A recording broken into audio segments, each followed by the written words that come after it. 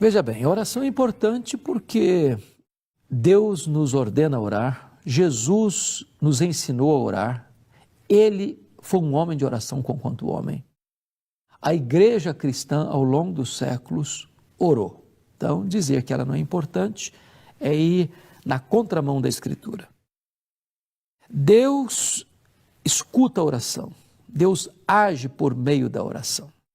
Deus é soberano e Ele não precisa que nós oremos para Ele fazer. Ele é Deus, Ele é livre, Ele é soberano. Mas Ele estabeleceu na sua soberania que faz mediante a oração do seu povo. Por isso Ele diz, todo aquele que pede, recebe. Todo aquele que busca, encontra. Todo aquele que bate, abrir-se-lhe-á. Há determinadas dádivas e bênçãos que se nós não pedirmos, nós não vamos receber. Nada tendes, porque nada pedis. Agora, é possível que eu peça mal. É possível que eu peça com egoísmo, para esbanjar nos meus deleites. Então, quando eu peço mal, Deus não me atende, porque eu nem sei orar como convém. É por isso que a Bíblia diz que o Espírito Santo nos assiste em nossa fraqueza, porque nós não sabemos orar como convém. E Ele intercede por nós sobremaneira com gemidos inexprimíveis, para que a nossa oração seja alinhada com a vontade de Deus. Então, é maravilhoso isso, pastor, porque para mim a oração é unir a fraqueza humana com a onipotência divina. A oração conecta o altar da terra com o trono do céu. Não há nada mais revolucionário no mundo do que orar. Eu não estou dizendo que a oração é poderosa. Poderoso é Deus que responde à oração. Mas a oração é o instrumento que Deus estabeleceu para que a fraqueza humana se conecte à onipotência divina e o altar da terra se conecte ao trono do céu. E lá em Apocalipse capítulo 8 diz que as orações que sobem do altar da terra vão para o trono do céu e do céu vêm em atos da intervenção soberana de Deus na história. Isso é glorioso. No dia que a igreja entender isso, a vida de oração da igreja muda. O senhor já respondeu as duas perguntas que eu fiz, agora a terceira ainda não, e eu vou apimentar mais um pouquinho. O senhor acabou de dizer que o próprio Deus instituiu a oração, o próprio Deus determinou que o seu povo o busque por meio da oração, que Deus se deleita na oração do seu povo, mas é que no texto que recomenda a oração, há uma expressão muito severa. Sim. Não useis de vãs repetições. Então a terceira pergunta é, tem como por meio da oração pressionar a Deus? Não, Deus não pode ser pressionado. Algumas pessoas beiram a blasfêmia quando chegam para Deus e dizem assim, eu decreto, eu proíbo, eu determino, eu exijo. Como se essas pessoas estivessem assentadas num alto e sublime trono e Deus estivesse assentado aos seus pés. Que tolice, que bobagem.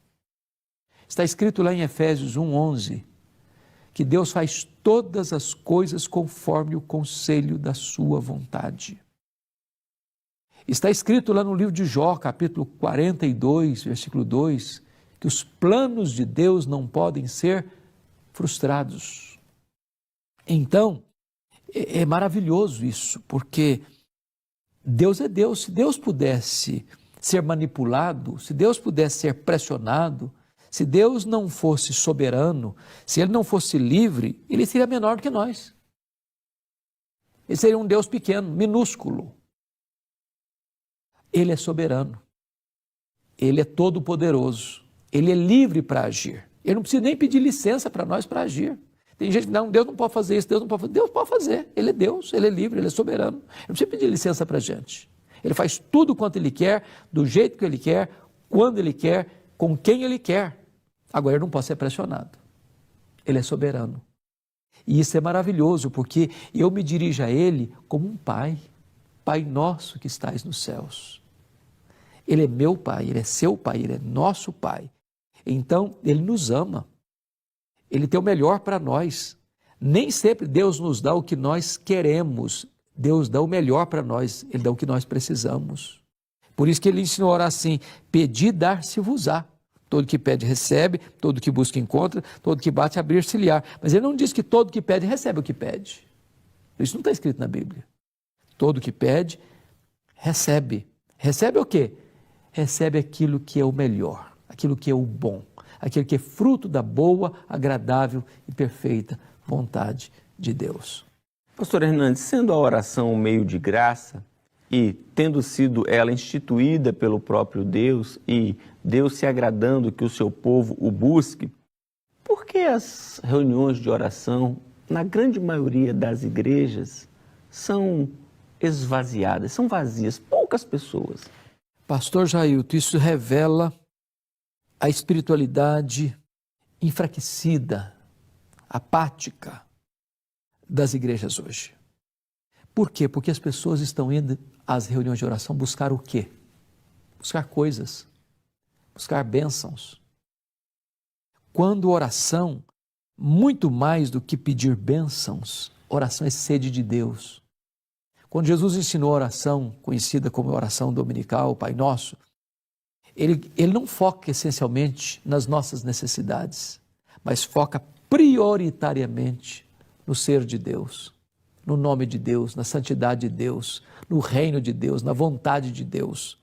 Quando nós temos fome de Deus, sede de Deus, deleite em Deus, prazer em Deus, a oração é o oxigênio da alma, é a respiração da vida espiritual.